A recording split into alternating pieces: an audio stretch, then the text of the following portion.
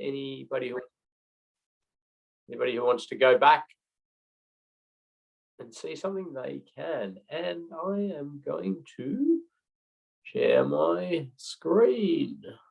There we go.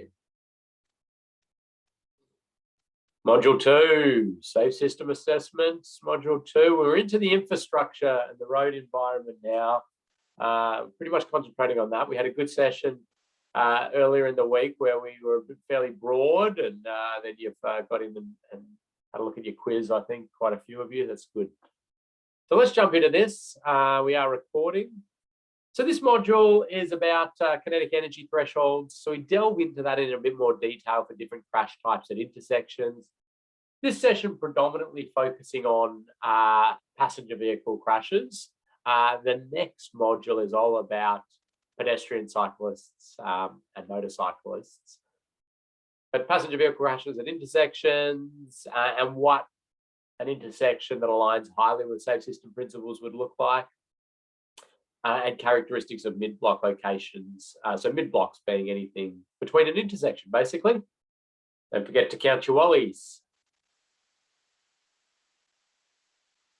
Now, this one I'm just putting up for context again, or well, for context, a reminder there's that road safety audit is that independent check of a road design, looking for road features that may present death or serious injury or other crashes, and you know that they still are going to be a big part going forward. And design reviews, that independent design review is very important. Safe system assessments, though, have these extra elements and bits and pieces. They do cover quite a bit of road safety audit stuff. Things I'd put outside there, often road safety audits, are getting into a lot of sort of detail that is probably more design review related, but anyway, that's all right. And then we've got our other supplementary things, Safety and Design and Disability Discrimination Act, or ensuring that a facility is accessible by all of our community and the different ways they travel. So that's a good sort of thing to remember in that holistic sort of putting safe system assessments in a context perspective. But anyway, let's jump into a bit of detail. And I'm going to talk about intersection crashes now. All right, and intersections, of course, are particularly problematic around our network. We have introduced conflict points into the network with intersections, and we see some high severity crashes, vehicle to vehicle. We also see, pedestrians, motorcyclists, cyclists, their risk increasing at intersections. Obviously, you've got the crossing at some point. And you also see runoff road crashes, the risk of runoff road crashes going up the intersections because vehicles are avoiding the crash, basically, and losing control, leaving the road. Or clipping a vehicle, leaving the road, running off the road. So when you sort of risk map a network, you'll see the spikes in risks at intersections. And I've taken this from Monash University Accident Research Centre from a little while back, but there's some sort of very high-level principles around intersection design and management that we can think about. And I just sort of very quickly, the first two there, we see fewer vehicles and fewer intersections. Now, in our last session, we sort of very briefly touched on that formula we use for risk at an intersection being, in a safe system assessment is exposure times likelihood times severity, right? And that's, a little bit different to the usual likelihood times severity for risk, or probability times consequence for risk. We've got exposure, likelihood, and severity. So the first two there, fewer vehicles, fewer intersections. Those are dealing with the exposure to crashes. So how many vehicles are exposed because how many intersections are there? then we get into fewer conflict points per intersection, which in a safe system assessment, we attribute into the likelihood of crashes. Now, there has been sort of road safety work done in the past where it's sort of attributed that as an exposure factor as well. But in a safe system assessment, which sort of clearly put that within the likelihood. And the severity then is associated with things like the angle and the weight of the vehicle and the vulnerability of anybody involved in this crash. But you see here, we've got things like 90 degree around the 50 kilometers per hour or below for passenger vehicles.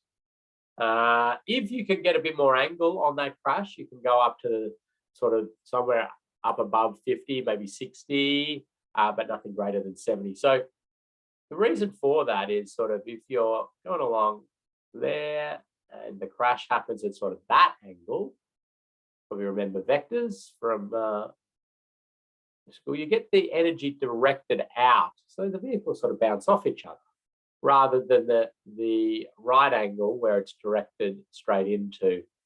Now the head-on crash is all the energies sort of, into each other with that stopping, but what you have at the front of the vehicle is all of this amazing energy absorbing technology. You've got crumple zones, airbags, seat belts, all working for that frontal impact crash. So it can happen at a bit of a higher speed. Unprotected road users, we're looking around the 30 kilometers per hour or below. And if we can't do that, we need to alter the intersection form to either eliminate that, so be that grade separation, so flyovers, underpasses, whatever it is, or we need to look for ways to separate, and so that crash type can't happen, such as acceleration lanes or these sorts of things, because it is a speed differential we're talking about. So differential, so the delta V, change in velocity. So if a vehicle was to accelerate and be struck by another vehicle as they merged in, that initial crash can happen at very high speeds because the change in speed is very low. Of course, you want to think about the secondary runoff road crash or whatever happens after that. But that first crash in terms of an exchange of kinetic energy is fairly good. So I've put this lots of times. You've got that colorful graph in module 1, colorful chart where you can look at injury severity. You've got this with some angles, 90 degree, about the 50 kilometer, 60 kilometer an hour between this range. That's from XChemX, which is the kinetic energy management model. Now you, in a safe system assessment, do not need to be using advanced energy analysis tools like that. Just a broad brush sort of, this is higher than the human body can handle, or this is lower, or this is sort of in the middle somewhere. That's about the level of detail you need to go to. We've got given you values, and then it's some judgment involved. 70 kilometers for the head-on and rear end, and really that delta V can't be above 80. So in a safe system assessment, you can sort of look at a proposed intersection or an existing intersection and say, oh, well, what angles are we going to have crashes occurring at between passenger vehicles, and what speeds are they going to happen? You don't need to be as precise as this. I mean, you can be if you want, but you can sort of just go, oh, they're going to come out of here, they're going to be struck down here. That's about a right angle. So we're talking around the 50 kilometer per hour mark is what we're thinking is that point where it gets really bad really quickly. This one coming out, you might go, oh, that's a bit friendlier, so maybe that's up around the 60. But that's the kind of way you can approach it. And don't forget about that secondary crash. And I mentioned it there with sort of runoff road crashes go up around intersections, which people often forget about. And there's a certain sort of oddness about the fact that, well, I don't know, oddness, but we often put fixed hazards around intersections. Power poles, signal pedestals, so the signal poles, so these non-frangible hazards, and we want them around intersections, but we also are putting them at a point where we have an elevated runoff road risk due to the, the conflict points that are there, so people avoiding this conflict and running off the road, plus the secondary crash impact, which is sort of demonstrated in this little diagram. But I think this diagram actually explains it a little bit better, which is a study from the Centre for Automotive Safety Research in Adelaide, which they plotted heaps of crashes, hundreds or thousands, I can't remember, of crashes at intersections, and plotted, where secondary impact occurred. So they could have been just clipping vehicles or the like, and then they plotted them onto the same axes, and so you see vehicle there, vehicle coming in there, collision at the intersection, and of course the secondary crashes mainly occur in those areas. You do get a few, that clip and spin off or avoid or the like, but that sort of secondary crash is fairly obvious where it would go, in my opinion. But anyway, there's a good study there to back that up. So do always remember to come back to these numbers, that coloured chart, and it's going to put us in a good position for understanding where we can go in terms of acceptance of kinetic energy through speeds and angles at intersections for passenger vehicles predominantly. As we talked about, vulnerable road users, we need some sort of, we're ideally getting speeds at 30 or below through the conflict points. Okay, time to get you doing some work for a Thursday, and I'm going to give you a scenario, and then I'm going to give you a good 5 minutes to ponder this scenario and jot your ideas down. So you'll have a bit of time, but I'll spend some time explaining your little task, and it's about this intersection we've got here. And what we have is a road that is a 70 km/h speed limit.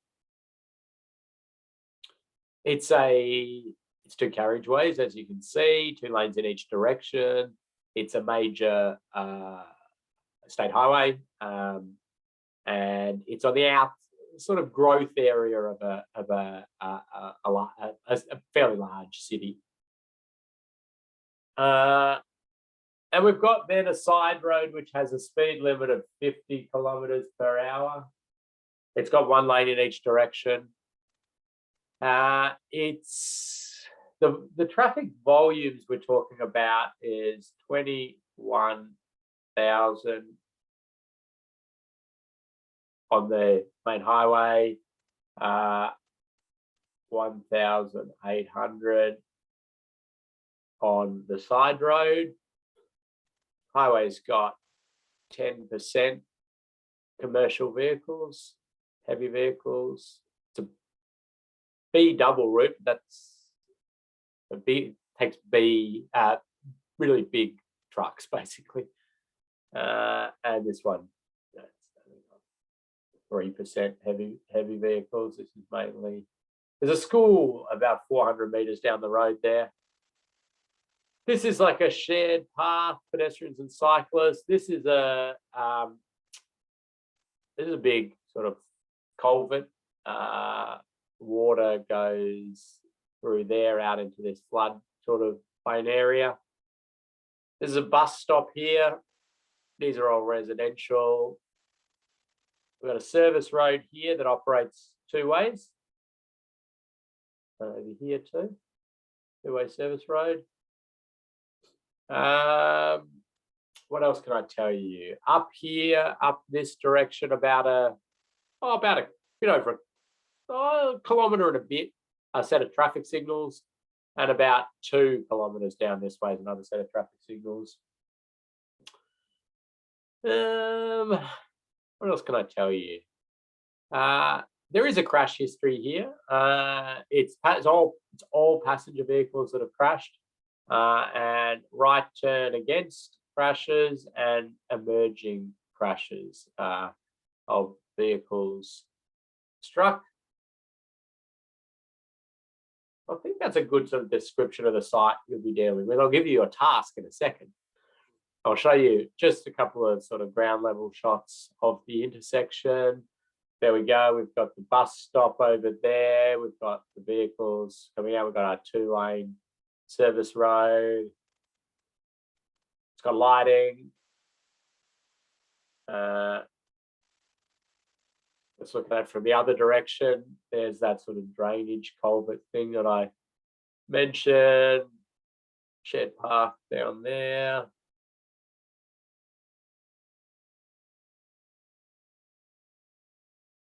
Okay. So your job in the next 5 minutes after I say go is to alter this intersection to eliminate death and serious injury in the future, or get us as close as we can. Okay, and so you're fairly free to do what you want here, but I am going to put some constraints on you. The first constraint I'm going to put on you is a budget, and I'm going to give you $3 million to play with, and you might think, oh, I don't know how much stuff costs. That's okay. You've got the Ken Beer instant cost estimator tool available to you, which is to just simply type into the chat how much for, and then whatever it is, and I'll just tell you a price for that. So, you know, if you said, I want to do a grade separation, I want to do a big flyover, so elevate the road over the top of the side road and some on-ramps and those sorts of things, I'd go and you just type that in. I'd say it'll cost you $37.6 million, and you'll realize that's out of your budget. But yeah, I'll do that for anything, or you could just use your sort of best judgment call. It's not important to be precise with your costings, just a general sort of feel is good. So you've got $3 million to spend. The other one is that I know you're all remembering now back to what I just mentioned about being able to close off the intersection, because that was one of the things. If we block less intersections, less conflict points, move vehicles to another one, that is a very highly aligned safe system thing. We've done community consultation, we're talking to the residents and everything like that, and the politicians and everybody, and that is not acceptable. We need to keep access open here. We need full access in terms of being able to turn in from here, for left, right in, right out, and left out, obviously. So full openness for the intersection. And the third constraint I'm putting on you is you are operating in your current political, organizational, and community sort of climate. So if you are proposing something sort of extreme or the like, a bit of a plan on how you might actually convince people for that to happen. So, you're in your organizational and thing entity, you've got $3 million, you can't close the intersection, and I want you to get us as close to eliminating death and serious injury as you possibly can.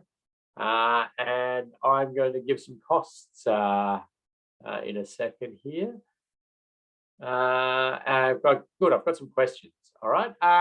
Service roads have dual access, i.e. at each end. Yeah, good question. So there are openings to both of the service roads, which are further up and further down, and they sort of have access in.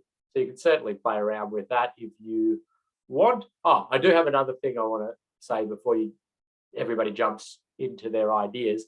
When you suggest something, I want you to have a go at saying whether you're changing the exposure to crashes, the likelihood of crashes, or the severity of crashes. So, maybe with my flyover, I'd say changes the exposure to crashes to remove the intersection basically, or and then we've just created two sort of merge points which we need to deal with.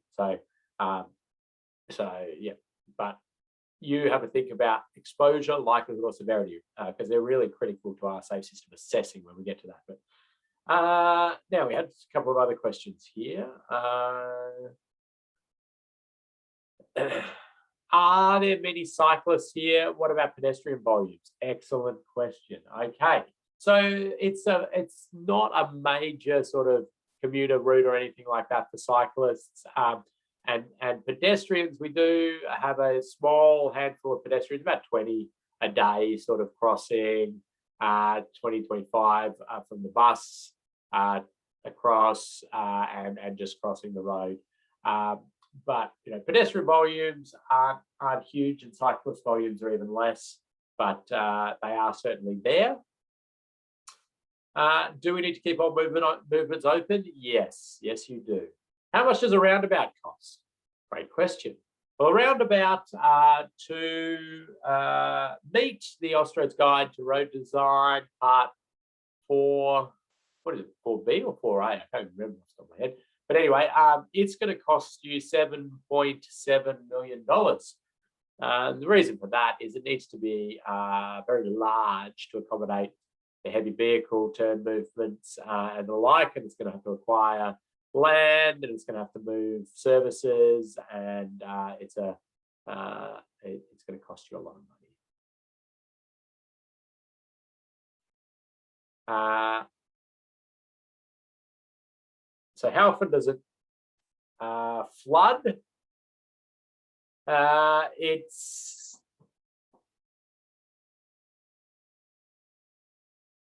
a good question. There's one in designed for 1 in 50 year flood event. My drainage and hydrology knowledge is not great, but there's plenty of capacity in the drainage structures. Would pedant cyclist numbers increase on the shared path if there was a safe way to cross? Oh, okay, so a latent demand question. Yeah, it would go up a little. How much for an acceleration lane? Yeah, we can do an acceleration lane in the up this way of like enough length to get acceleration up. We can do that for 1.2 million. There's a fair bit of civil work to do, but it's certainly achievable within your budgets.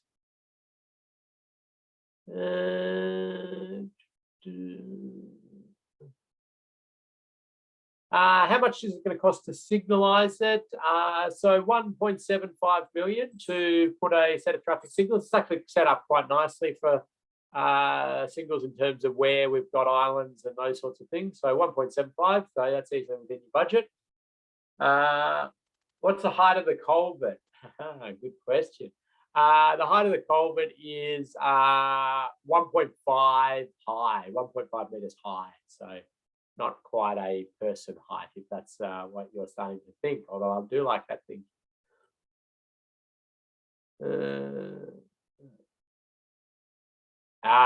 That was Billy's question as well around, could you use the underpass for as the shared path? And I just love the fact people are thinking about that. This one's a bit low, so you'd have to get in there and dig it out a bit more, and that'll cost you $1 million. But you certainly could do that.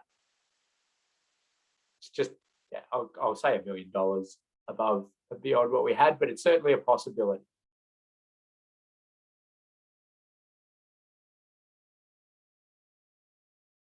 I've got a question. Are we actively promoting walking and cycling to school? It's up to you. All I'm asking is for no death or serious injury at this intersection going forward. We just road safety focus here, but if you believe maybe that helps you get in some safety features, and we can work hand in hand with encouraging sustainable travel modes, that might be good, and active lifestyles.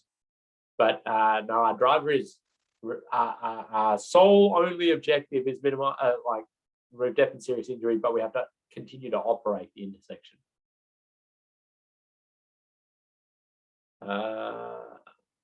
So question here, does the signalised intersection include raised platforms? So I assume that's in relation to the 1.75 million. No, it doesn't. If you want that, it goes up to 2.25 million. Yep, and that answers Nick's question as well, 2.25. And then some people suggesting, of course, we're trying to advocate for more walking and cycling, and maybe it fits into the organisational climate you're talking about. But for the exercise, our sole purpose of activity is about death and serious injury.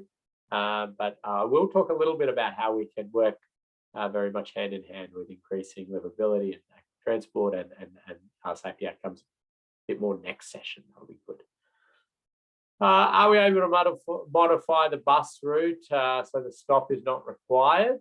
Well, I like the thinking. Change the exposure of those crashes with buses. I'm going to go with yes, you can do that if you want. How much does a policeman get paid?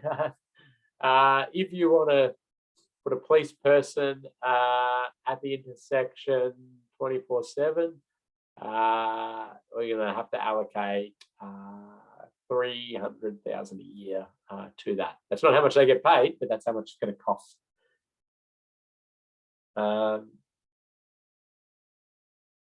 Then there's a question in there that Hugh asked, can the crossing be raised with 10% heavy commercial vehicles? I'll leave that to you to ponder. Okay, I'm going to let you now have a think about this. And there's some questions in there which I'm going to leave to you to make decisions in your political environment about things like that. Can that be raised with 10% commercial vehicles? Is lowering the speed feasible at this location? Those are the kind of things I want you to, if you think that they will get us closer to elimination of death and serious injury at this intersection, to put your ideas in, attribute them to exposure, likelihood, or severity reduction, and then we'll have a bit of a chat about all of this. Presume the service lane is shared, i.e. people walk along it. Yeah, they do tend to. There's no sort of footpath as such. There's footpaths down here. But yeah, they sort of wander in there. There's not much traffic in the service roads. Remember, what we're trying to do is eliminate death and serious injury here into the future. And all I want you to do is write in your ideas. You're going to do this, and you can put in brackets, and I want you to put in brackets exposure, likelihood, or severity. You can just put an E, an L, or an S if you want. All right, I'm going to give you 4 minutes for that. I'll monitor the chat if anybody has cross questions or the like, but just pop a few ideas down. Yeah, we'll give you a little bit of thinking time there.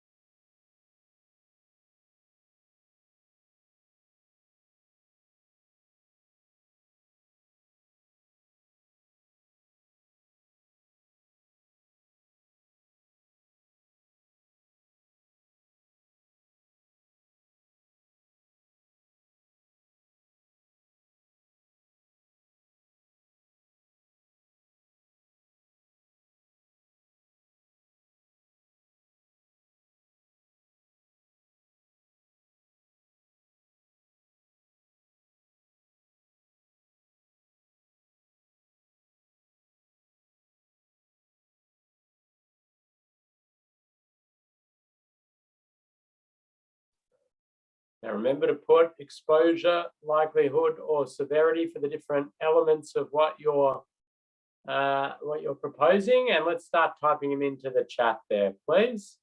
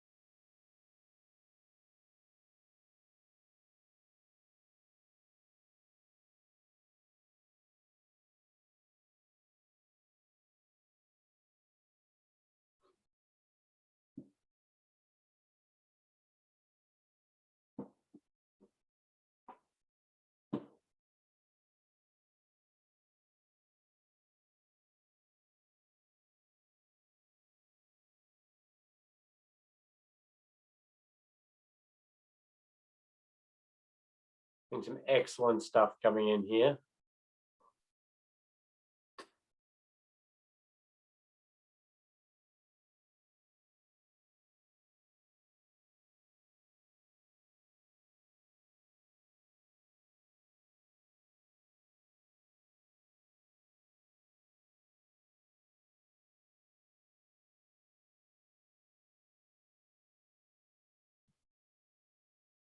All right, well done, everybody, on this. Keep them coming in as you're finishing typing your ideas. I'm going to just read through a few of them and read through a few of them, and then we're going to sort of use this as a bit of a conversation with a few slides to talk about a few bits and pieces. Okay. I'm going back up further here to find where we started.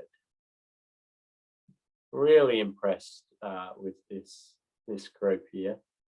Okay, so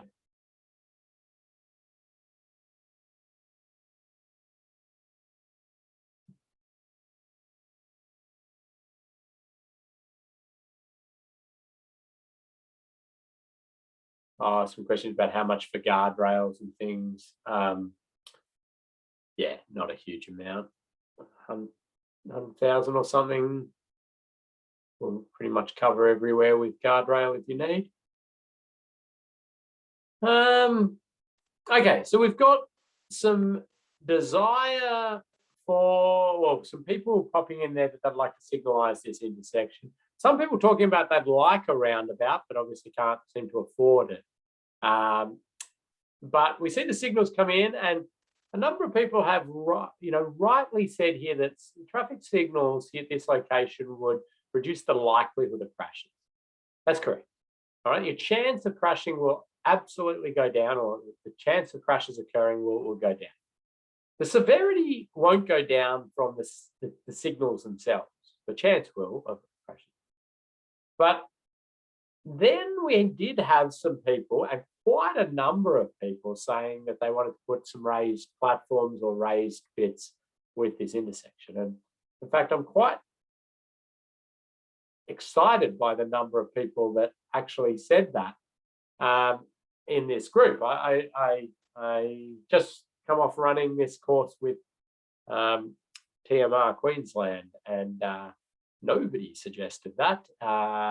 So New Zealand's obviously got a bit more of an appetite for these sorts of things, and you've got some local examples, which I'll show you later on, of this sort of stuff happening. There was a question in there about the percentage of heavy vehicles, and is that an appropriate treatment? We'll talk about that. Then we had some people talking about utilising that under that drainage structure for pedestrians and cyclists underneath. Again, one that I just get so excited about, and I love the thinking, and that would alter the exposure to crashes for pedestrians and cyclists, because they would go under, and they're not exposed to the vehicle crash. Now, people get quite worried about aspects of that, especially due to the, when will it flood and the like. And I think that we're worrying about a very tiny, microscopic issue that if, it's flooded or it's, raising with water, I don't think pedestrians and cyclists will be using it, and we can, divert them the other way and use signs and the like. And it's a very, very few and far between, whereas we have this continual risk of pedestrians and cyclists crossing the road, and we've got almost a good facility there for them to go under. We have seen that very successfully used in many areas in different jurisdictions, utilising essentially drainage structures or next to drainage structures and creeks and the like, and providing those facilities. So something I encourage, and there's a bit of thinking to be done, a bit of risk management, but wow, we get some massive risk reductions if we are able to do that. A lot of people wanting to get the speeds down a bit one way or another to influence the likelihood of crashes and the severity of crashes. So some people just said it was severity, but it'll actually reduce the likelihood of crashes as well. Remember the end of last session, I talked about you got less chance of crashing because there's more time to react, evade, and the like, and the severity is less as well. So speed limits are a double awesome, or speed management, not necessarily just by speed limits, but speed management. Lots of signals, lots of speed reduction, some people wanting to move around the bus stop location, if you are just to move the bus stop from maybe one side of the intersection to the other, you're really changing the likelihood of crashes there. Playing around with likelihood. If you were to completely divert the bus to another route, I would suggest then you're changing the exposure to that crashes. So we do have that signalised intersection with a raised platform.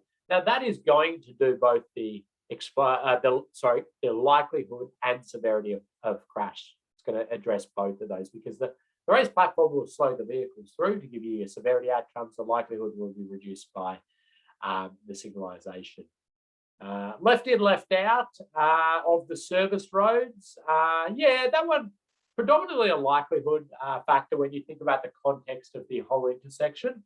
At that very specific point, you're addressing exposure, but we don't tend to do a safe system assessment in that minute sort of, grid that you'd go, right, well, that point. You tend to take this whole intersection and think about intersection style crashes. So that would certainly reduce the likelihood of crashes a bit. I don't think that's I think we could sort of have that intersection operating for, quite a few decades before any major issues with that. But nonetheless, there is a degree of risk there as well.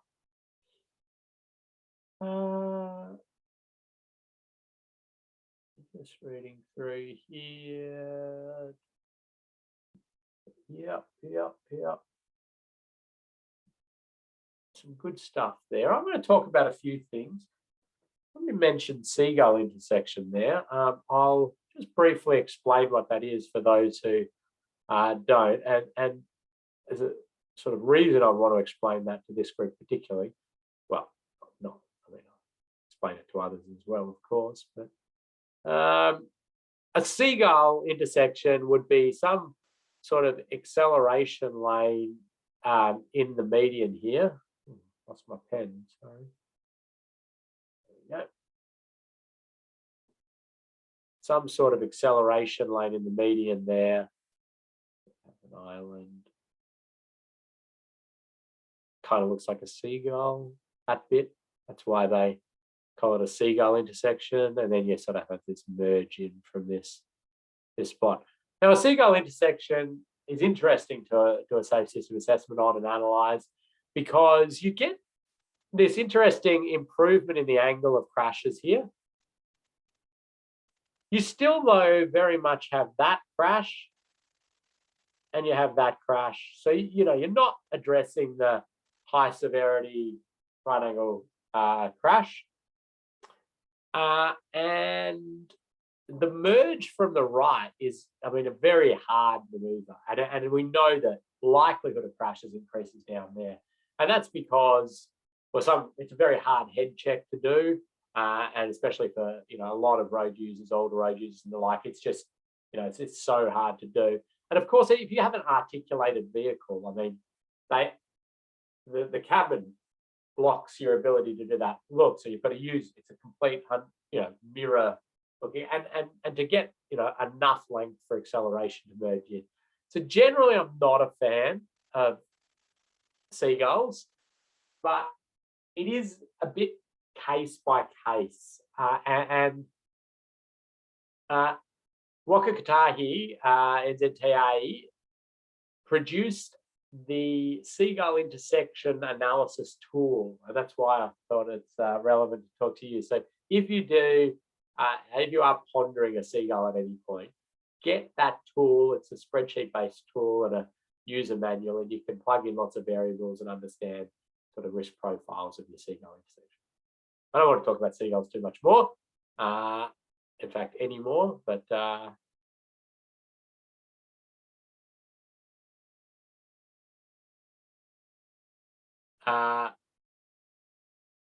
yeah, okay. So there's a comment there around a seagull having potential problematic impacts for pedestrians and cyclists, and that's probably a fair comment as well. Okay, we're going to take you through a few slides. I want to come back to sort of some of the things that have been mentioned there, because it's all very relevant to our thinking about how do we get intersections like this to align better with safe system principles. A lot of people are saying traffic signals of one description or another. And I suppose that's an indication. Yeah, so Nick said that the New Zealand research by Shane Turner and Keith showed more often than not, seagulls are less safe. And that's exactly the research I'm referring to. And that research was what produced the seagull intersection analysis tool that's available in the research portal thing there of Wakatahi website. So it's all interrelated. And yes, that's why seagulls generally not favoured.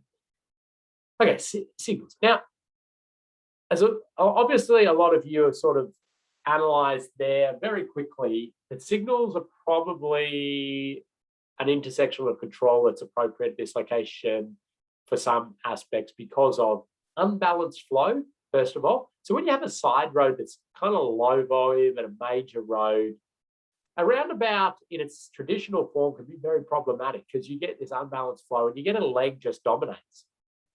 All right. And they just continue to, dominate, and then your queues will go back and back and back. So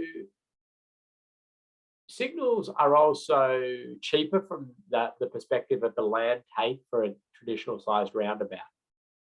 So there's a lot there that sort of drew people, and then you've got consistency of treatment. So you've got signals further up and down, and so you've got that consistency. And people are quite attracted to signals, can provide crossing facilities for the pedestrians and cyclists as well. Thing is, though, that those are only addressing the likelihood if it's just signalised in a traditional sense. And unfortunately, the majority of Australia and New Zealand responses to these sorts of things is just that signalised intersection with no other bits and pieces, because that's just run of the mill. That's what we do. What I did was just took a little snip. I did this for outer metropolitan Melbourne, but I could have done it for, outer Auckland, Hamilton, Christchurch, Timaru, you name it. I could have, like, any sort of population base in the growth areas. And when you sort of put your death and serious injury and then heat map it, what you find is that you get your hotspots of death and serious injury at large signalised intersections.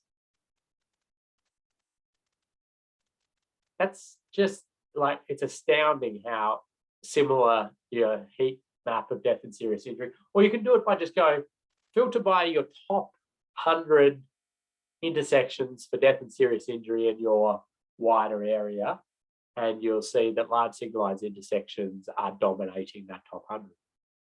It's interesting, isn't it? Because you'd think, well, it's got a pretty good form of control. Why would that be? I mean, and there's a number of reasons. I mean, first of all, it's obviously got the exposure that it's, you've got a high volume road and a high volume entry road or the like, and so you're going to have lots of exposure crashes. The likelihood of crashes has come down compared to just a give way sign or the like. But the severity is still very, very high when people run the red lights. As I say, when people run the red lights, not if people run the red lights, because that is it's a given. Okay? People will run red lights. Now, we get ourselves in this degree of stupidity, right? Where we go, all right, time to signalize this intersection. And we say, well, we're going to do nice LEDs, good sight lines to the signals, nice good skid resistance pavement, and this one's going to be great. There'll be no red light running, no crashes at it. Like, somehow this one is going to be completely different to all the other ones we have out there. So it becomes this interesting sort of conundrum. And I want to tell you a little story here. And I told this to the last New Zealand group that I ran this, and it seemed to resonate quite well with them. So a roundabout, and I haven't talked to you about roundabouts in detail. I will shortly. Roundabouts are much, much safer, right? Because they slow vehicles down, improve impact angles, right? Everything's slower through it. It's much safer treatment, right? I was working in the Victorian government in Vic Roads, and I was in the road safety department, and part of my job was doing the design review from a safety perspective of different programs. And we had back in the day, and this was, like the biggest congestion easing program that had ever existed, and it was called, I think, Keep Melbourne Moving or something like that. And it was basically a program of ripping out roundabouts and replacing them with traffic signals, because you can get more flow when unbalanced flows, or you can pump more vehicles through, basically, and it will get things moving a bit more, right? And so we were getting all these designs of signalized intersections coming in, and they're piling up, and I'm reviewing them and with a colleague, and I started going, well, okay, what do we really say here? And I started then producing this memo, and let me dig the memo out or find the memo. As I say, I showed this to your last group, and they really liked it, so I thought I'd do it again. Here it is. Yeah, so this is just the template memo. I started putting on top of the reports that went back.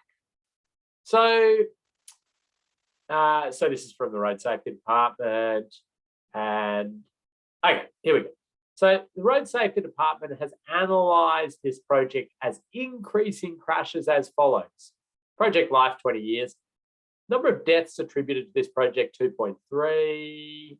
Little people, just so they are reminded this is people we're talking about. Number of deaths and number of serious injuries, 12.6.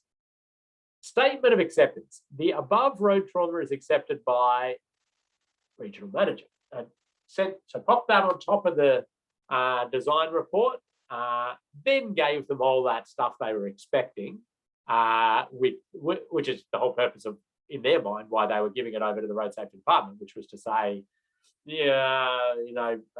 sight lines could be, better. Why haven't we got a pedestrian crossing on this leg? And, can we, the pram ramps are angled the wrong way, you know, like just the sort of stuff you pick up in the road safety order or the like. But, you know, the fundamentals were never going to be questioned in their mind. And so this was sent back.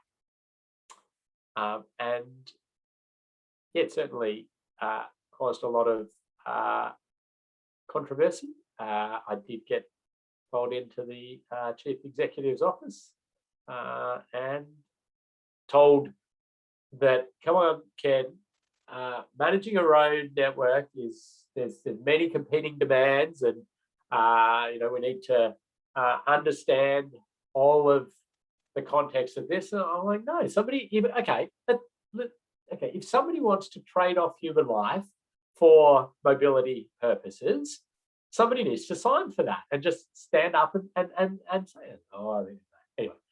So the long and short of it was that, of course, I was told to stop producing that and putting it on there and destroy all the copies of it.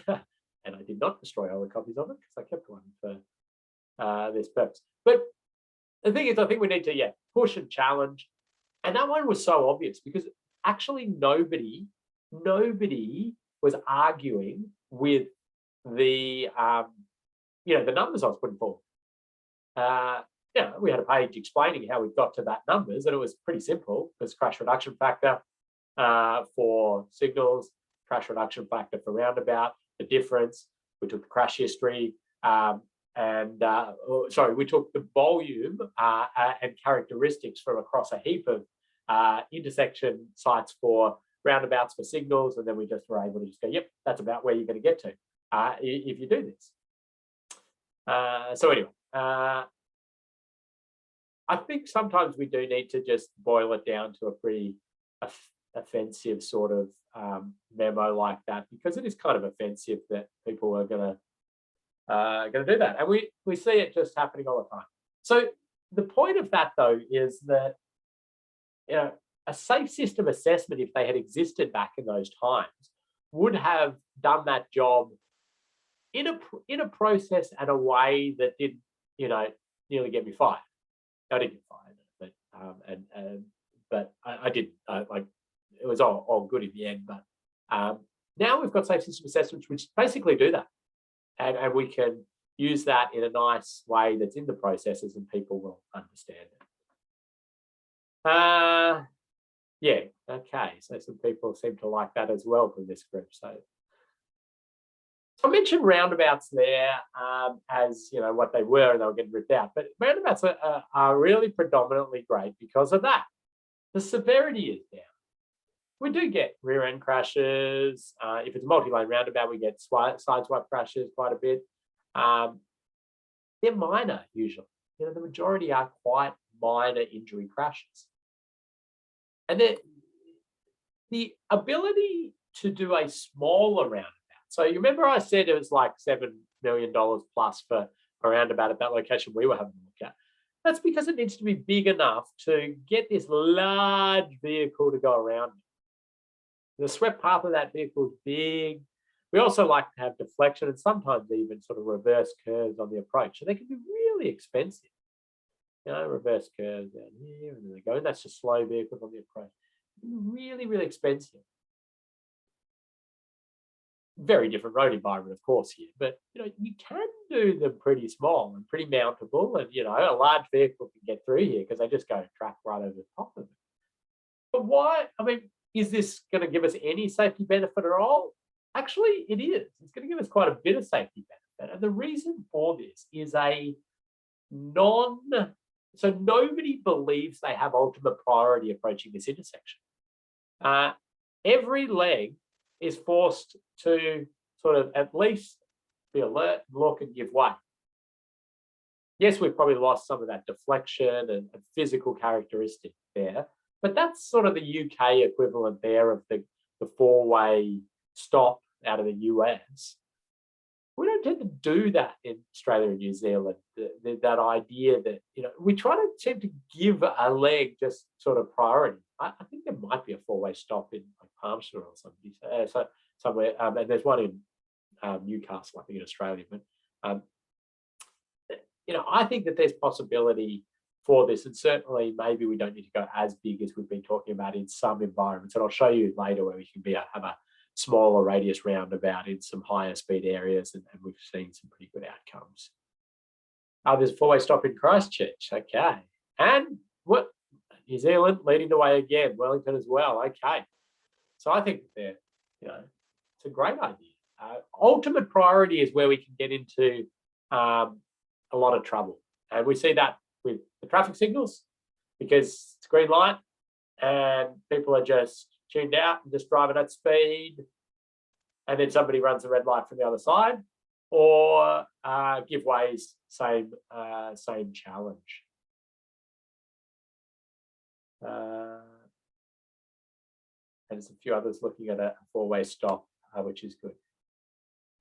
Little roundabouts also. If you have speed compliance issues, you can do raised platforms on the approach. So we're really addressing severity very well in these things.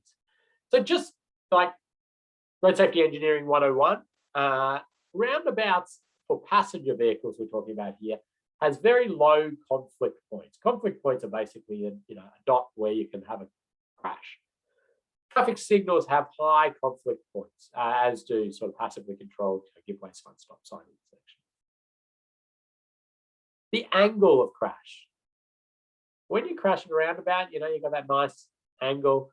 This is a harsh angle, or it's, the possibility of harsh angle for a signalized intersection of the line. And this one is a little reminder that people approach a signalized intersection, and sometimes they are, half asleep, completely dazed out. They're thinking about the fight they've had with their partner. They've just worked a double shift and then been driving for 3 hours. Like, we don't condone people driving in these states of mind or non-states of mind. But the reality is that's how some of our population are driving at periods of time. And some of you have probably, driven and gone, I don't remember the last 5 minutes of driving. That's a bit scary. Or you may have driven straight through a red light and only realized after you're through it, you go, it's not a red light. It's a human thing to do, right? And so traffic signals are particularly problematic from the sense that there's nothing to stimulate bringing people back to reality.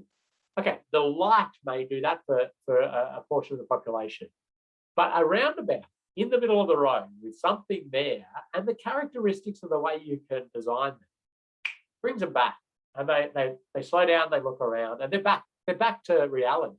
And it's just a really wonderful win. And that's another huge benefit from a roundabout as well.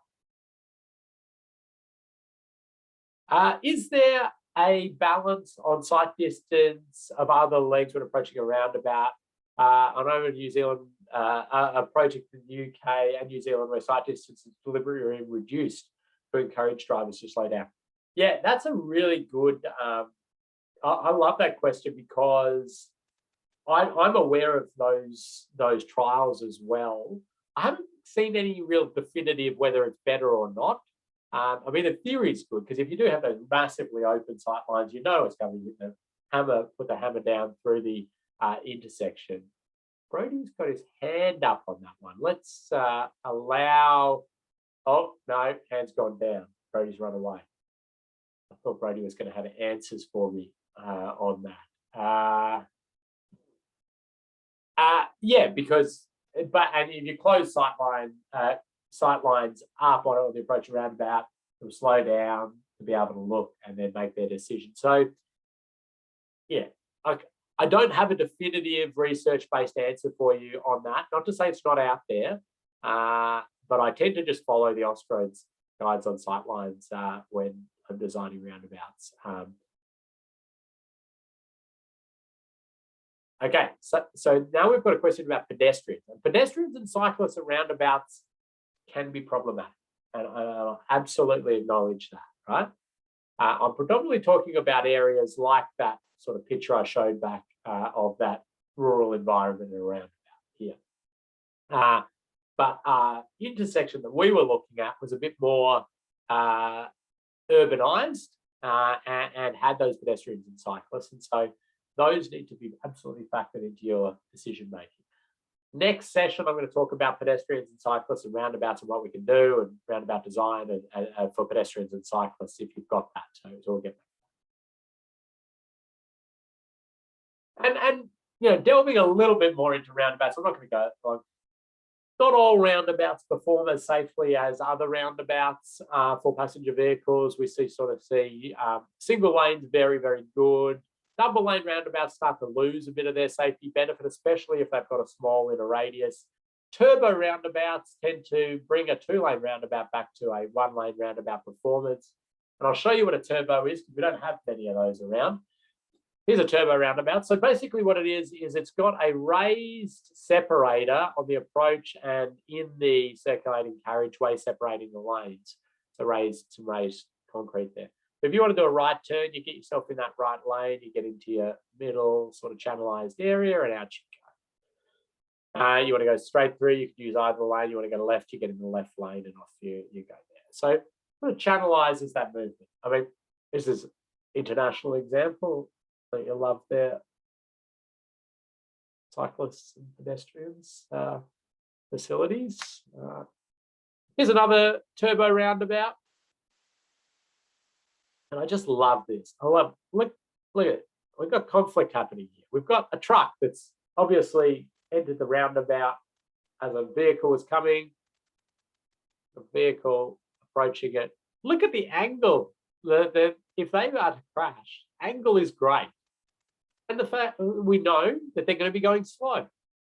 And you know, it's not going to result in death or serious injury. However, if this had been a crossroad or the like, and the truck had made that error and gone out, and we'd had that hard crash, could have been a different story. And here's a turbo roundabout out of the Netherlands. And it just sort of blows my mind in one sense. And we had a Dutch engineer that we brought over to we're doing work actually with cyclists and roundabouts, designing roundabouts for cyclists. Anyway, but I just happened to show this picture. I've never seen this live. I said, this just amazes me. Like in Australia and New Zealand, pretty much, we would either have this as a grade separated interchange, or most likely with 3 lanes on each leg, it'd just be a large signalized intersection.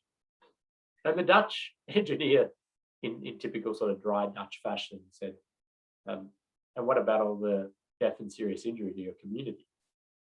I'm like, yeah, I know. And it's just like, so you mean a signalized intersection with raised platforms, safety platforms? Like, no, it'd just be a signalized intersection. And he just could not get his head around you would possibly run an intersection with that much potential kinetic energy transfer. And it's just like in their sort of way that they think is, we would rather, have an intersection of this size if we need the capacity through there. We're going to slow them down though. We're going to improve the angles, and they've signalized it as well. So, but we're not going to have our community going through there with a chance that they're going to be killed or seriously injured because there's enough energy to do that. And it's just that completely different sort of altered look. But we're so conditioned to just roll out that same treatment and just blame the driver for running the red light. And maybe, put a speed camera or red light camera up and think that'll solve the whole issue. No, we've got fundamental kinetic energy. We've just got it wrong for large signalized intersections. Let's have a look. There's a few things coming in. There's a question that's come in there. Are these applicable to other countries? And so what I always say is that, of course, you can't pick up a Dutch design and plonk it down in New Zealand. But you can pick up Dutch principles and plonk them down in New Zealand. But you've got to design then utilizing those principles. But the principle is pretty simple here. The principle is don't operate an intersection with astronomical kinetic energies and hoping that everybody's going to follow the lights in terms of stopping it at the lights, because we just know it's not going to happen. We're going to have to rethink that particular thing. The same principle goes across a heap of stuff, and it's safe system fundamentals, really, in the sense that if you're relying on a human seeing a red light and stopping every single time, absolutely always, and if they don't, then the kinetic energies are above tolerable limits, it's not a safe system. It's not highly aligned with safe system principles. Are there any turbo roundabouts in New Zealand? I'm not sure. Good question for the group. I know we have 2 in Australia and a few more on the cards. And then a question from Ash on the Magic Roundabout in Swindon. The Swindon Magic Roundabout, which is a big roundabout with 5 roundabouts around the roundabout. In one sense, I love it. I have this vision, like the Swindon Magic Roundabout. Have I got time? No, I don't. When Swindon Magic Roundabout is just, to me, an absolute. I'm going to Google it. Swindon Magic Roundabout. The Swindon Magic Roundabout's just a fascinating thing all around. I love the fact that there we go. So there we go. There's a bit of Swindon Magic Round. Oh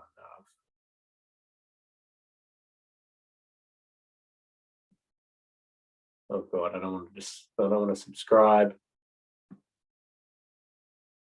Oh no, now it's getting all the ads. Okay. Stuffed up here. Shouldn't have clicked on anything, should I? There it is. It's 7 roundabouts around the one big roundabout. And the idea is that it helped in the ability that you could come in and you could go out this way rather than having to go around the big roundabout. I love the fact that somebody, a traffic engineer came up with this to alleviate a problem, and then they whipped up their design and they walked it into their manager's office, and the manager looked at it and went, yeah, I think so. Signed that off, and off they went. If you do a safe system assessment on it, I haven't done a full safe system assessment on it, but we've sort of mocked and played with the idea. It comes out really, really well from a severity perspective. Like, severity reduction dominates this. But pedestrians and cyclists don't get a great run, but it's not as bad as you might think. It performs actually really, really quite well. Anyway, I've gone off script onto the Magic Roundabout.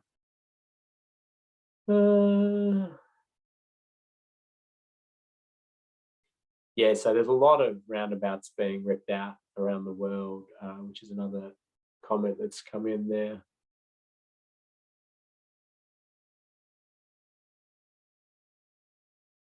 Oh, I've got the Magic Roundabout back there.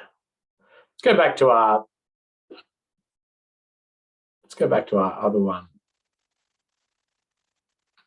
And some different YouTubes are going into the chat there, so people can watch those, have a look, different things going on. You can get a T-shirt that says "I survived the Magic Roundabout." That's fun. But as I say, low speed, high alertness from all road users. It's a lot going on, so we're in a pretty good position. But yeah, maybe it's too much cognitive challenge for some. So what I do like to see, though, is now people pushing that principle we talked about, which is large signalized intersection, and that's what this one was. And then looking, how do we get some of those characteristics that we know bring things back to better alignment with safe system principles, but still maintain the capacity and the movement that we need through these. And so this is called the cut through roundabout. And It's actually not a real roundabout. This is a mock-up, an artistic impression. But the idea is that a vehicle approaching this has to slow down. They can see the physical infrastructure. They have to alter their angle. And so again, we've got those wins, alertness, speed reduction, angle, right? You cut through to continue to allow your capacity, and you keep the whole thing signalized. Do it in smaller versions. That's called the squircle. But I do love the fact that so many people in this group were talking about raised platforms, raised intersections when we had that example. Certainly, if I had suggested that when I started my career, or even 10 years ago, sitting in a design office and the like, and said, "Oh, we've got an arterial road with 21,000 vehicles, bus routes, heavy vehicles, 10% heavy vehicles. Why don't we do a raised intersection or some raised platforms?" It would have been like laughed at, told to sit in the corner and think about what I just said, or it would have been outrageous. But we've evolved from that. Now we have ways to design these and reduce speeds that are palatable, and that's what they actually proposed at the intersection that you were looking at. So the region did a lot of thinking in a similar way to you did in a very short period of time. It took them many months to come up with the conclusions that a lot of you came up with, which was that signals were what probably had to be done there. But they had that, sort of, they were leaders here where they said, we know that signals are going to have this residual death and serious injury that we don't want to accept. And what else can we do? So they opted for raised platforms on each approach. Now, the question, I suppose, is why didn't they raise the whole intersection? Well, they didn't raise the whole intersection because all they were actually interested in was getting the bullet vehicle speeds down. So the speed of the vehicle that was going to do the damage. Now, their predominant risk that they were trying to alleviate was vehicle-to-vehicle right-angle crashes. So what design speed do you think that they were trying to get those ramps? First one to put that in the chat can have a prize as well. Ash, you're on the board. Quick as that, 50. Hillary was very close second and decided to put some extra letters after it, which has cost you the prize there. Or maybe it's an internet speed thing. 50 kilometers per hour, because remember, that's our right angle passenger vehicle impact speed threshold. And, we do have pedestrians and cyclists crossing here, and we maybe would be looking for lower speeds for that, or using that underpass idea that some of you had. But from the perspective, they've done a pretty amazing job from some levels in their idea. And that's what they do. And you can see there that it's advisory 50s. And I love this, right? Because it's a 70 kilometer per hour speed environment. Okay. And then you do advisories on going to 50. You don't, so a regulatory speed limit reduction to 50 would cause all sorts of political anger. Oh, it's revenue raising, blah, blah, blah, blah. And plus all of that extra, you just spent $2 million on traffic signals and now you're reducing the speed. What the hell? All of that sort of stuff. But somehow, if you just put this and advise, they slow down and they do it off their own decision. And, it's a big win. There it is again. Now, these are not like your urban speed humps. I think we're starting to get our industry to understand this. This is not like an urban speed hump. This is a shallower grade. It accommodates heavy vehicles, buses, all sorts of other vehicles. And I just love this photo. So I was out there doing with a colleague doing post-opening audits of the installation, road safety audits. Have a look at that. Vehicle braking, green light, green light, green light. Isn't that just wonderful? Because yes, they have ultimate priority, but they're slowing down to navigate through the conflict points. Also, we see a massive reduction in the dilemma zone. Now, the dilemma zone, for those who haven't heard that term before, the dilemma zone is a point in space and time as a vehicle approaches an intersection where the lights go orange and they're in a dilemma. Do I put the foot down and go through, or do I brake and stop? And I'm sure you've been in the dilemma zone. The dilemma zone, you can sort of plot and you can squeeze, and just the presence of that physical infrastructure in terms of the vertical deflection, the raise, makes the majority of people hit the brakes when they're in the dilemma zone, or the old dilemma zone, or it's not a dilemma zone anymore. So it's a pretty exciting one, even from that perspective. So there's so many wonderful advantages. And it was great to see New Zealand getting on the raised intersection bandwagon and start getting it out there. So you've got one, Hamilton. What is it? Gordon and Gordonton and somebody will remind me. Forget the actual road names of this one, but it's out there and it's pretty exciting. And you can go down and talk to Hamilton City Council, talk to my friend Simon Crowther there, and he'll hopefully talk you through all the details of it. And so it's really good to see the wonderful design teams get involved, and design consultants trying to understand what's the appropriate grades, how do we do drainage, what's the best lighting configuration, do we raise the whole intersection, do we not, how do you bring it back down after your grades, how do you deal with large vehicles, all of that stuff. You've got rollover risk and everything like that.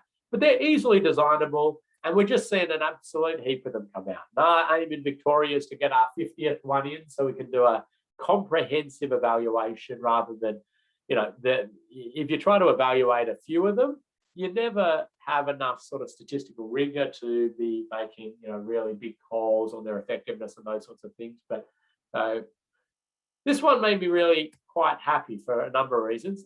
A few little things I'd like to again see rectified.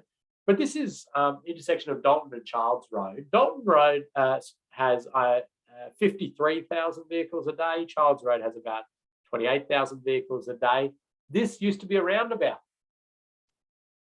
And the job was, about the roundabout, put traffic signals in because of congestion. So, we're jumping 12 years since those memos were going out, and we're still doing the same.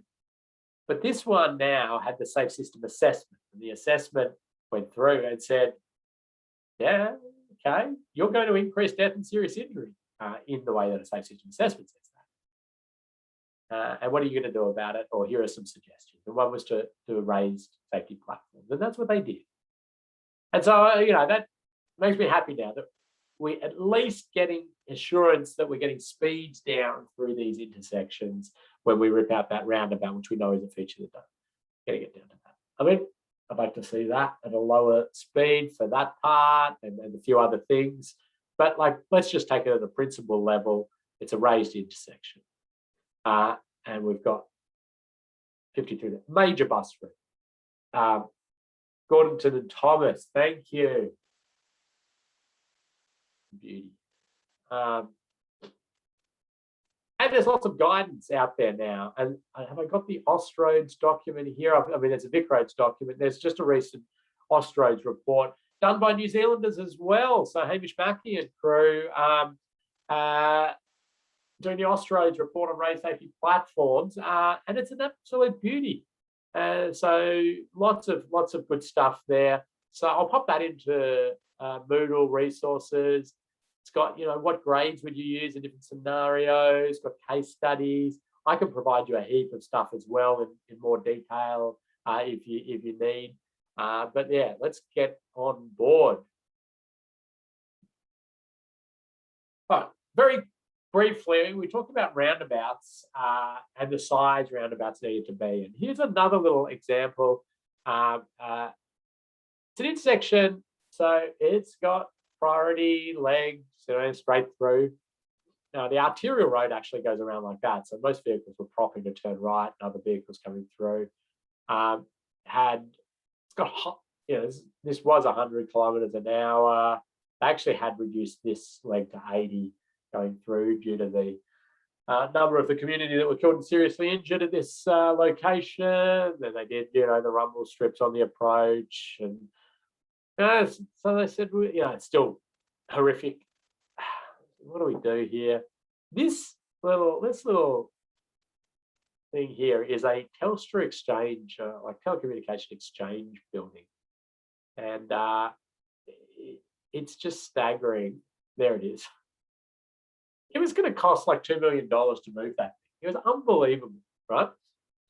Plus, then you've got the land needed to get a full-size roundabout, and in this one, it was, needed reverse curves, so eating into that land, eating into that land. The cost of the roundabout was so big to get this Austroads full-size roundabout at this location. It was just it just wasn't going to get funded. And so then the region sort of reverts back and says, okay, well, what about we do a right turn lane here, and maybe we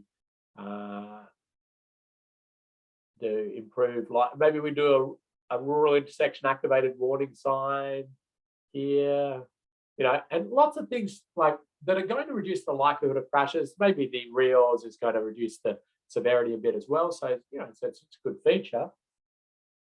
But they said, well, why can't we do a roundabout? Maybe we can do a smaller roundabout. Like, why do we need to be so big?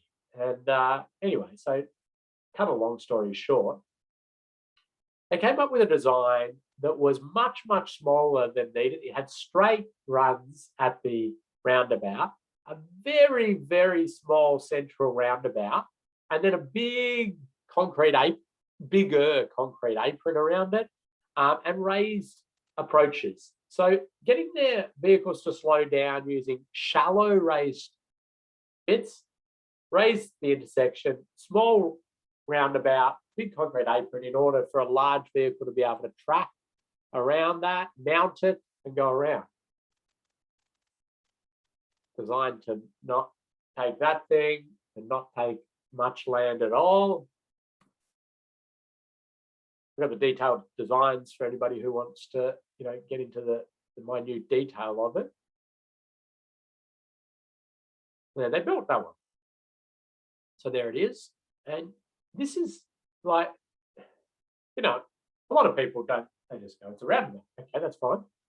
But there's a lot of interesting little bits and pieces in there, isn't it? A little tiny little circulating roundabout, big concrete apron to be able to track over, some mountable bits out here and the like as well. But again, it's an example of a region just not accepting, can't quite do that with our traditional stuff, so we'll just leave the death and serious injury to continue to occur, and we'll reduce it by a little bit. No, can we, take that step change with a bit of innovation, a bit of change? So pretty cool stuff, I reckon. So have a think about those compact roundabouts. We've just finished completing the compact roundabout design note for Victorian government. So hopefully they release that, and we'll probably send that out to all past participants anyway, just so you've got a bit of detail. Right, quick quiz. Hopefully I've got a quiz there. Poll. Remember, you're not being marked on this. Just one to keep you going. Going to pop up on the screen. True or false? Traffic signals are not a safe system. True, false, unintelligible question. And so unintelligible question means, Ken, that doesn't make any sense. What on earth are you talking about? Remember, you're not being marked. In fact, we can't even tell who answers what, so off you go.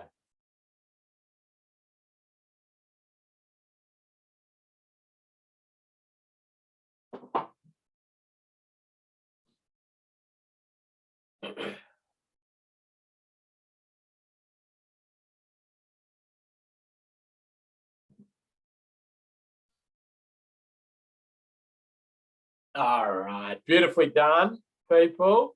We'll end that. We've got a random assortment of results here. I'm going to share that. So we had people said it was true, quite a few of you said it was false, quite a few of you said, what on earth kind of a question is that? Well, I would have said unintelligible question to a degree, and I would have said that for two reasons. One is that talking about safe system as a binary is just doesn't work, right? Something is safe system or is not safe system isn't the way we should talk about it. We should say it has high alignment with safe system principles or low alignment with safe system principles. To say something is fully safe system, I mean, I don't even know what that is yet. I mean, so it's really highly aligned with safe system principles or not. And the other reason this is an unintelligible question is I gave you no context. I mean, traffic signals in their own right are just traffic signals.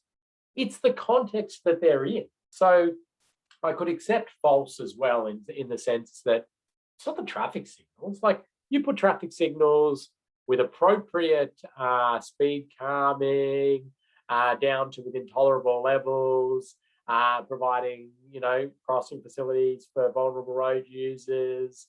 And that's got really high alignment with safe system principles. But then again, you put traffic signals between 80km/h roads with nothing calming speeds, and that's very low alignment with safe system principles. So that's where I'll give the true, people who said true, maybe you had that context in mind as well. But what I do want to say is that I have had people leave this course and say that traffic signals are not safe system. We will never put traffic signals in again. Well, that's not what we were trying to say. It's about understanding the context and the principles and where we would and wouldn't use these features.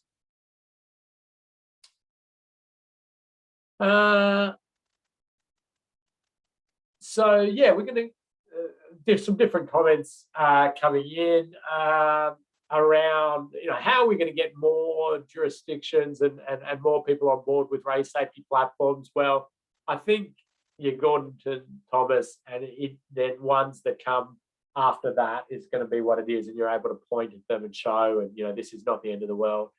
The first one's always hardest. They get easier after that.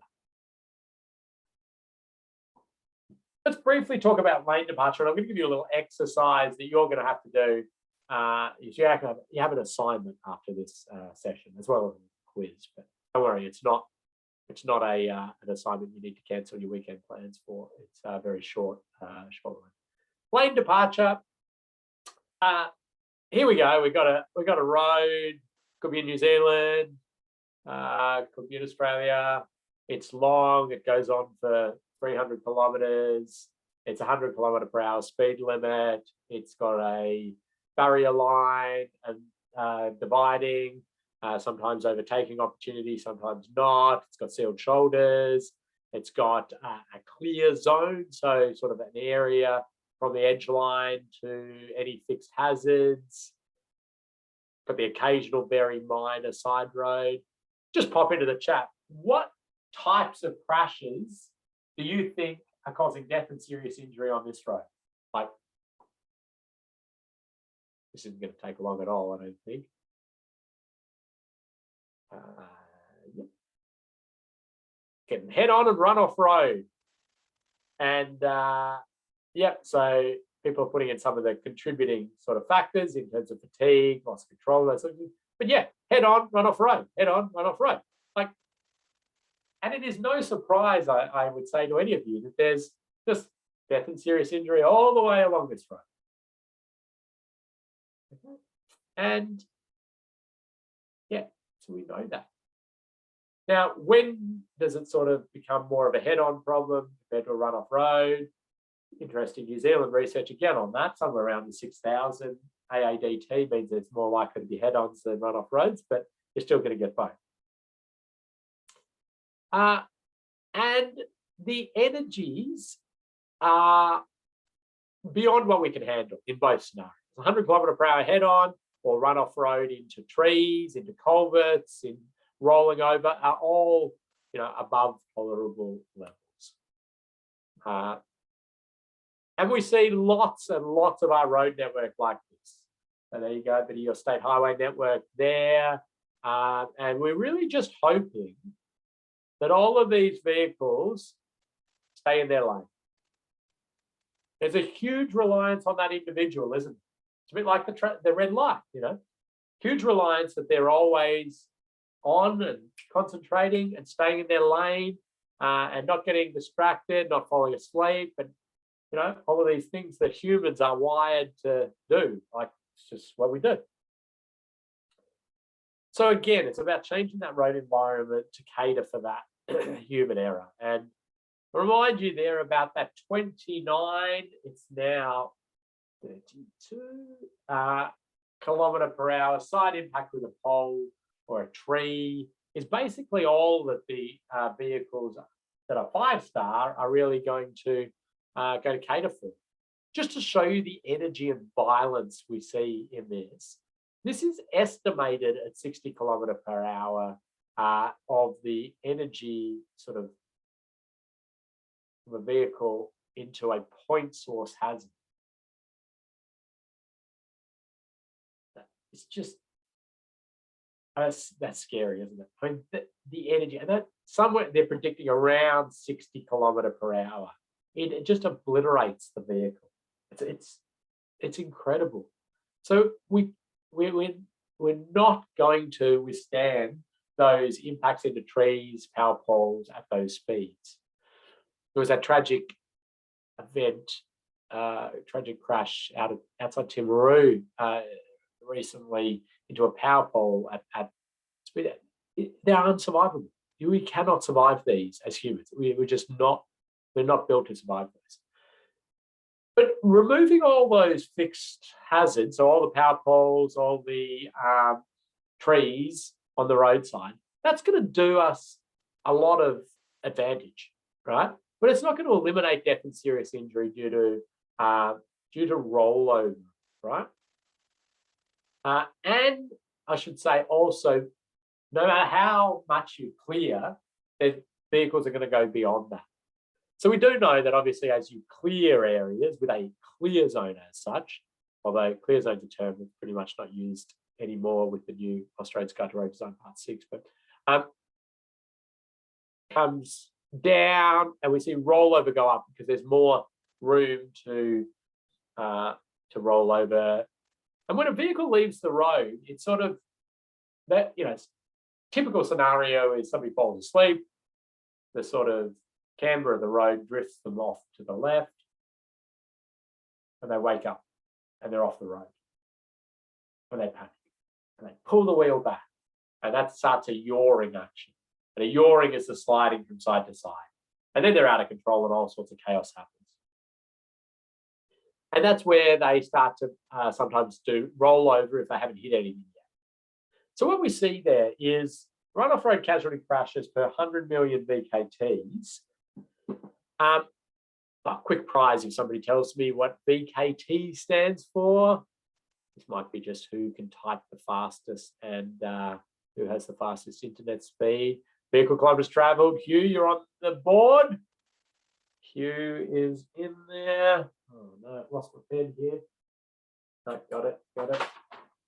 So 100 million VKTs is really just a clean measure of relative risk. So you can compare different areas, even if they have different traffic volumes. You bring it back to VKTs.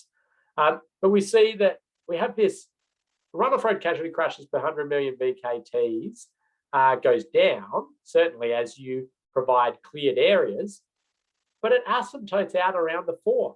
Like it doesn't get below that because of these run-off rollover crashes. And I'm not going to go through all of these different things because there's a heap of research behind it. I can provide lots of that. But so a little summary here. A wide clear zone free of hazards is not necessarily a safe place to be because vehicles will go beyond that and they will roll over. So it's not the highest alignment with safe system principles. It's still really good, sort of first 4 to 5 meters in reducing the likelihood of crashes. It gives us a pretty big benefit in reduction of crashes in those first 4 to 5 meters. But interestingly, before the release of the latest Off-Road Guide to Road Design Part 6, so this is literally like a year ago, if you were building a new town bypass or something like that, you would build it kind of like this. And it would have, a couple of lanes, a big median, sealed shoulders, and you'd have all your hazards right at whatever your calculated clear zone was. You probably wouldn't have that, no, but and you probably wouldn't have these large truck rumble strips. No, what have I done? You probably wouldn't have the large truck rumble strips. But this is the Hume Freeway. It was probably built 15 years ago. A huge amount of death and serious injury all the way along this. People running off the road going further than the clear zones and hitting the trees, going further than the clear zones and hitting vehicles coming the other way. It's pretty much built to, well, it was definitely built to the standard. I'm not going to go through all of that because it's all just explaining what we've just talked about. It's in your notes if you need it. That's the new part 6. But here's a really simple diagram, like without going into any of the meaty detail of it. The best alignment with safe system principles, the best alignment, so up here, is to provide full containment. The bumper bowling of roads. They fall asleep, they're on their phone, distracted by the kids, whatever it is, they leave their lane, they're going to hit a barrier. That's it. It's as simple as that. I mean, of course, there's lots of cost implications and other challenges. But if we want to be running at high speeds, that's kind of what we need to be doing. And there's lots of them different challenges as you go down and which one jumps above which other one, but don't get too caught up on that. So we do a lot of sort of star ratings, so ANRAM, OSRAP, IRAP star rating. One of the interesting things is you look at a cross section like this, which has your big area in the middle clear of hazards. You've got your big wide roadside areas free of hazards, and that's a 4-star road. You get a much narrower cross section and you put a barrier in and you put a barrier there, that's a 5-star road. So it's interesting there to see that this was an interesting one with some safe system assessments, because we, in the early stages, got a lot of pushback. Safe system assessment, you're going to just make me spend another 100 million on my project. Safe system assessments for a couple of roads, and they were going to build big town bypasses of that cross section. They were going to take out thousands of trees, had to buy heaps of farmland, and safe system assessment went, well, you don't actually need to do all that. In fact, you get better safety outcome with a cross section more like that. Saved them a heap of money, saved a heap of trees. Anyway, so not always more expensive. The details of how we roll out continuous barrier systems is very, very important. So roadside here, it'd be nice to have medium barrier systems, but we do need to factor in public appetite, public acceptance. Here's a classic where, the actual risk here is quite low in the sense that the barrier's there. The biggest risk far and away were people leaving the road, hitting trees and the like. But and then they've obviously put the barrier in at that location because they need to get enough deflection, and they didn't want to remove trees and things like that. So they said if people break down, they'll sit like that and people will see them and go around them and the like. But the public just really wasn't up for that. And regardless of the actual sort of scientific risk, or you got to take into account public perception and design accordingly. And I won't go into the specifics of that. I will finish with this one, which is, again, another example of what I think is great sort of safe system thinking in terms of energy management. And it's a Raptor cushion, which is not like I'm not saying that this product specifically, but it's the way that this product works and the thinking around it. So this is what a Raptor cushion is, if you don't know, and you put it around the power pole, and it's got sort of a honeycomb center, and it absorbs a bit of energy, but its predominant feature is that it rotates on impact. So as a vehicle hits it, it rotates and it moves the vehicle along rather than hitting the pole. So that's kind of like your martial arts, where you deflect the energy of the punch. I've never done martial arts in my life, but I watched the Karate Kid. So the idea being that let's keep make it so the energy is dissipated over time, and I just think it's brilliant sort of energy management and design of features that manage energy is just that safe system, because it's acknowledging people are going to run off the road and hit that. We want to stop them. Absolutely. Do as much as we can to stop people leaving the road. Good signs, good lines, good, everything like that. But let's now try and manage when they do. And here's a crash that happened where an old Ford here with 4 male young passengers at 2 a.m. It all sounds too familiar, doesn't it? They came into this roundabout at very high speed. Now you might go, we just talked about how good roundabouts are, and they're still very good. And I would dare say that anybody that was also approaching the roundabout was slowing down and looking around and did not get involved in this. It was 2 a.m, so probably wasn't anyone else around. Came around, off the road, hit the power pole with the Raptor. The Raptor moved them on, actually took some energy as well, knocked the power pole down. There they go. All survived, minor injuries, continue to lead a normal, healthy life. They've made a mistake, right? There's no question there. That's a mistake that they've made. We don't want that to happen. We want to do as much as we can to stop this sort of stuff happening. But I love the fact that now we're thinking, or somebody at some point decided, let's try and manage the energy if people do leave the road. What a wonderful outcome. That their mistake means that they have a car that's crashed and not usable, but they all are still with us and leading hopefully very productive lives. Not going to do that quiz because I'm going to tell you how to do your assignment.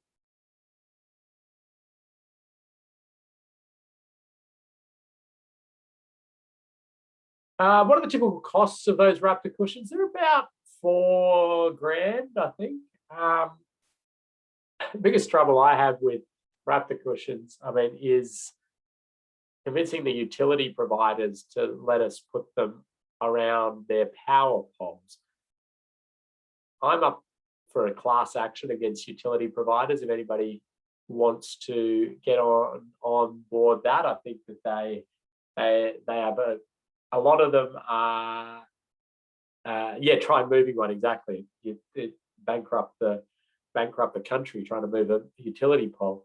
The preservation of asset mindset is, it's understandable. Of course, preserve your asset, but the sort of way that they're putting them in without really analysing the risk to road users, and it's a real non-safe system mentality of like, well, they shouldn't leave the road, they shouldn't crash, or the power pole gets hit and somebody's killed and it knocks the power pole over. What's their response? We come back with a stronger power pole next time because we don't want it to fall down. I'm like, okay, can we not see that the community the community impact here? So they get lots of special provisions under different acts as well. So it's a real challenge, but I don't like the Raptors around them. Yeah, exactly. Mike's on the same it's probably had the same conversations with utility providers. Yeah, I've got there has been some good industry collaboration where some of the utility providers have got on board with better approaches. But yeah, certainly run-off road barrier systems are absolutely our go if we want high speeds. They're expensive. They're getting them cheaper, but let's continue to try and look for that and then try and manage energy. Let's give you a little assignment to do though. Let me just check if my Moodle's up and running.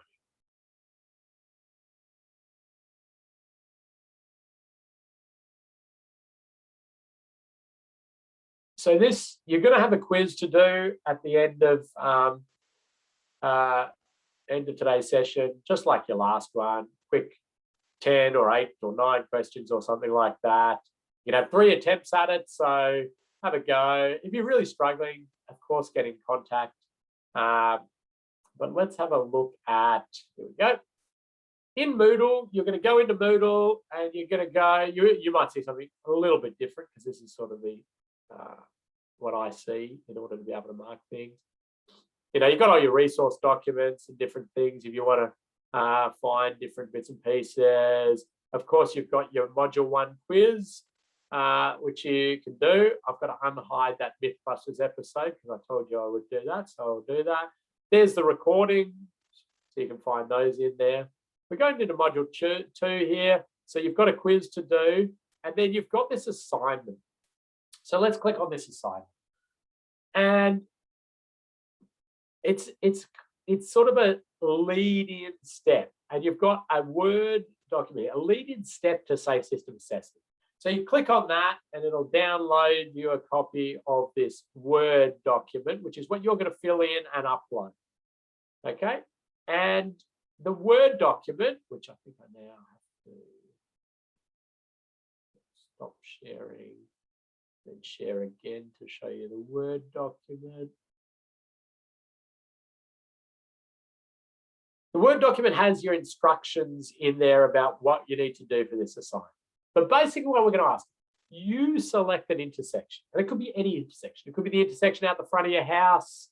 It could be the intersection out the front of the office. It could be one that you particularly dislike or you particularly like. It doesn't matter. But you're going to be required to inspect that. But this one you can do via Street View.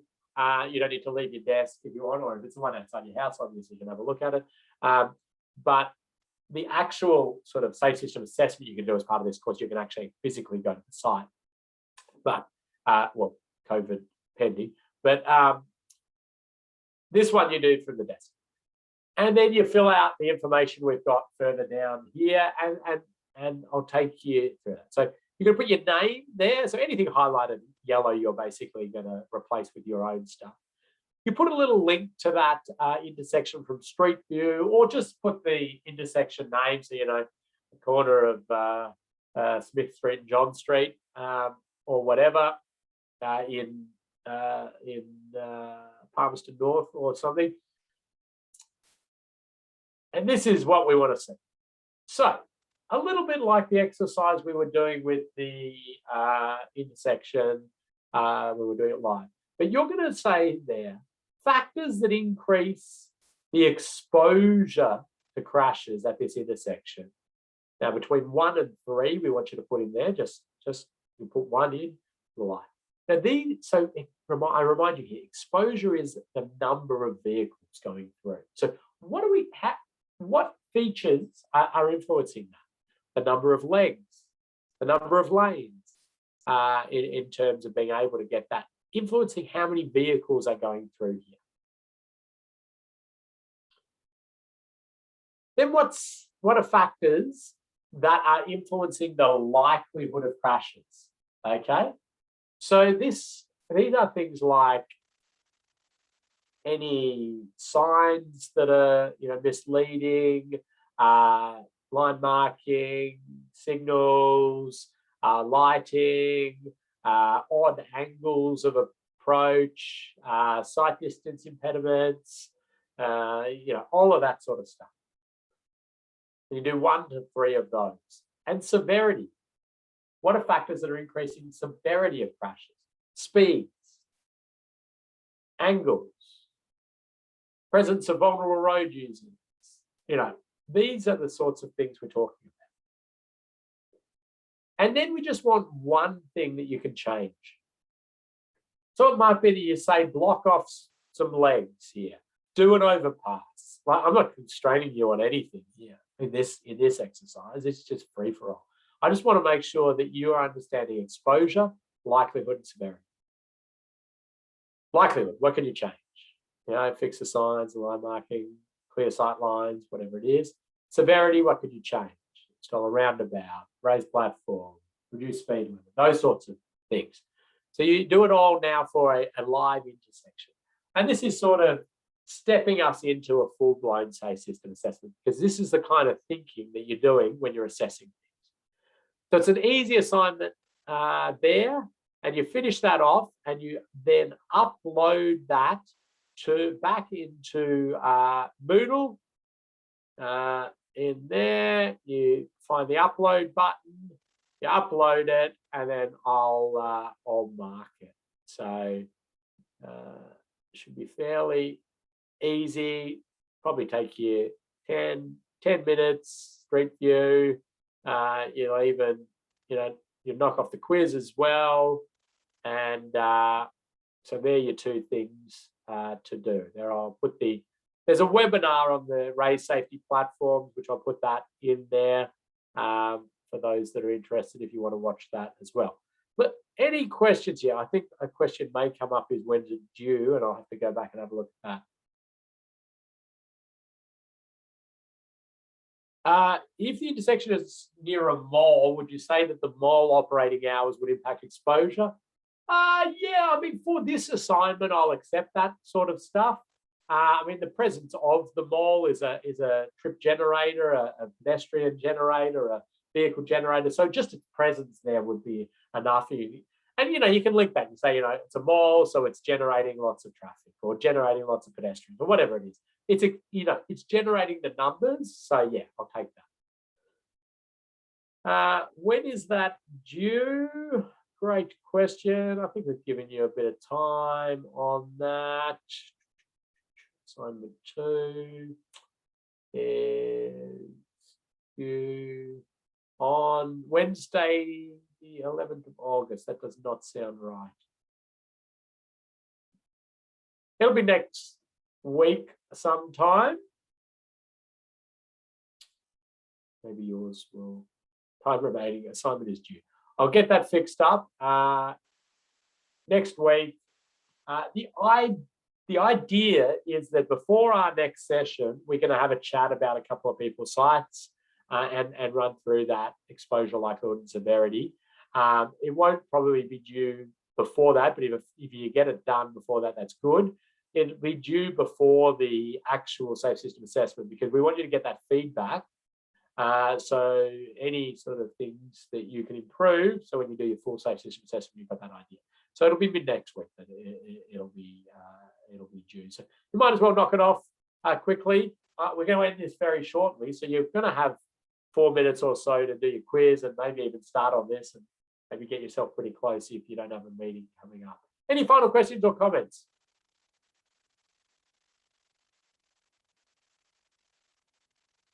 Well, thank you very much. Great input today. Some really good analysis there of intersections, run-off road.